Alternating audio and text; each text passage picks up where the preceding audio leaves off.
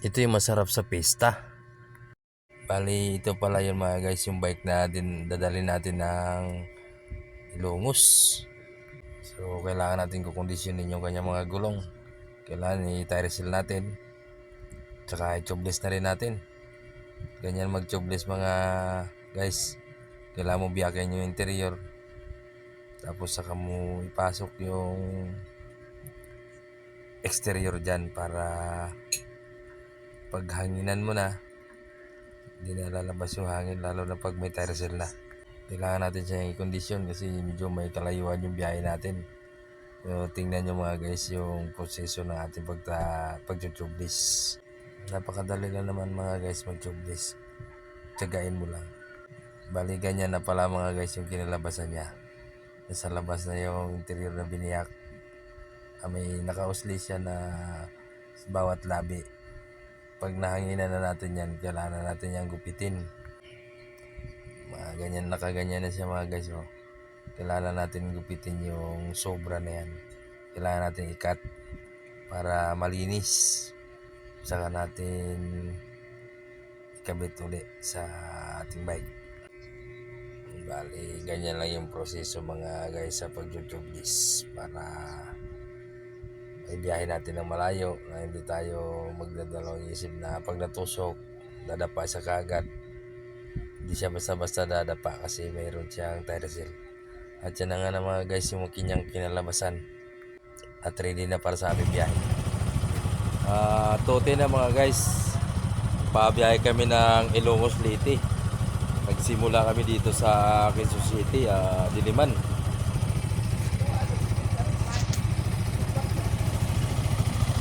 Ito yung kasama. Yung motor niya MT-15. Yung isa naman Gixxer. Tsaka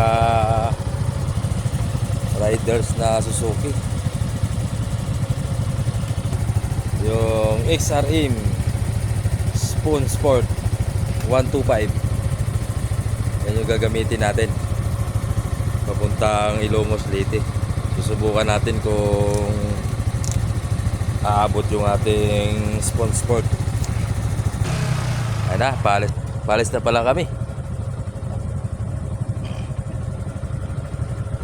Papunta kami ngayon ng Ilongos Leyte. Ayan na mga guys, nag-stop over muna kami at yung point namin medyo pinahinga muna namin kasi medyo masakit na.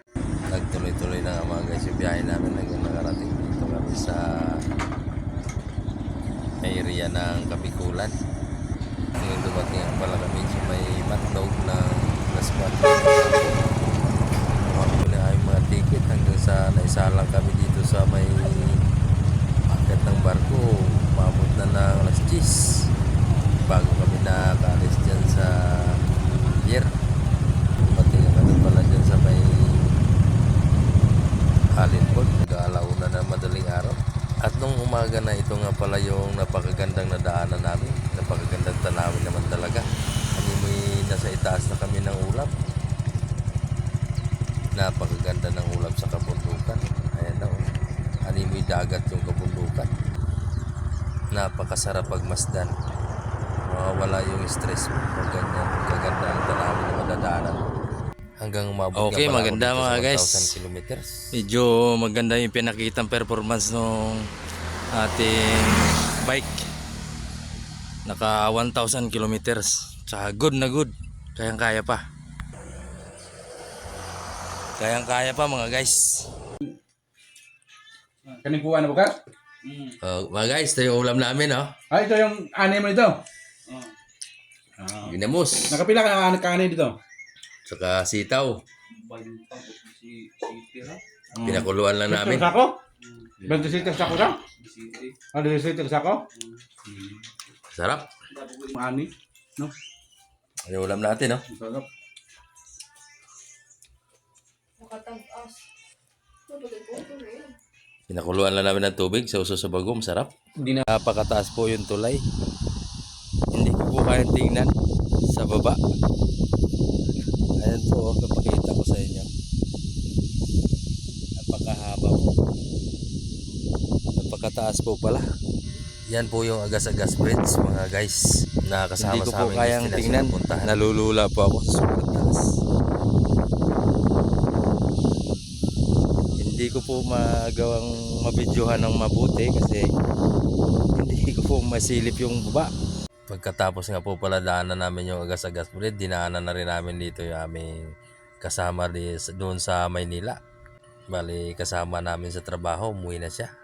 So nagbigay nga pala siya dito ng konting salo-salo namin at konting pampainit ng tenga at nagkukwentuhan kami ng bahagya sa dinaanan namin papunta dun sa kanila. Medyo may kalayuan kasi yung lugar nila. Nasa Sogod, Leyte pala tong lugar nila na pinuntahan namin. At pagbalik na namin sa Ilongos, ito naman yung data namin. Glitson yung aming kaibigan dito kasi birthday niya kanyang tita. Siya yung driver dito. Mahirap mag-driver ng ganito. Power steering. Ang daming ikot, wala siya napunta. Dito pa rin. Isang liko lang yung alam mong pagdadrive Puro pakaliw pa kanan Ay nilalagay mantika. Dapat yung kuhan, yung sabaw ng buko. Nilalagyan nila ng mantika para lumutong yung balat. Mula sa apoy. Mga 2 oras ka dyan bre na nag-iikot. Luto na rin siya. Kasama ka na sa maluluto dyan. Oh, mas mapula ka pa kaysa iniikot mo eh. Lukakulo pa.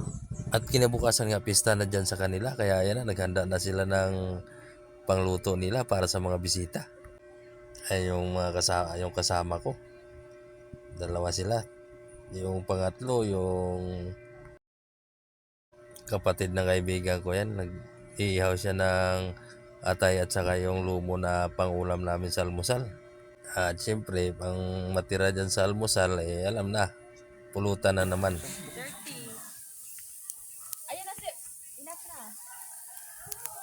Ayan, sugbal manok. Pila na kabuok, bro? 3 kabuok? Ay, daghan ka dyan ayog. Sinugbang manok nila, no?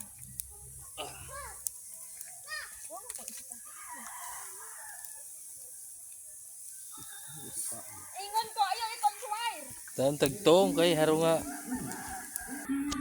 Yan, nag-ihaw sila ng 3 pirasong manok.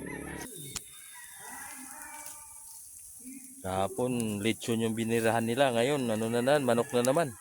Ano sa lamisa? Sa sarap puro kain na lang ginawa mo dito. Ang sarap yan. tumira dito. Oh, Uwi, diretso sa wala kang kakapit-bahay kahit anong oras ka mag-video okay. Then, pag uwi sa Metro Manila, diretso ka sa... Yan yung niluluto namin, oh.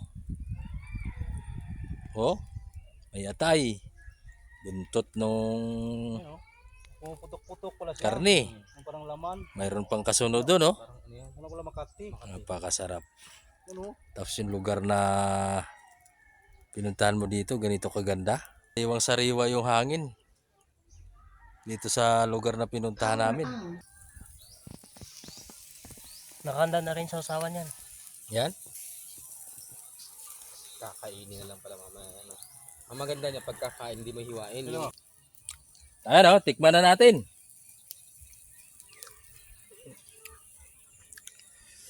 Oh. Sarap. Pala. Gagawin paklay. Yung cook namin medyo busy. Hindi ako cook, ang cook nila.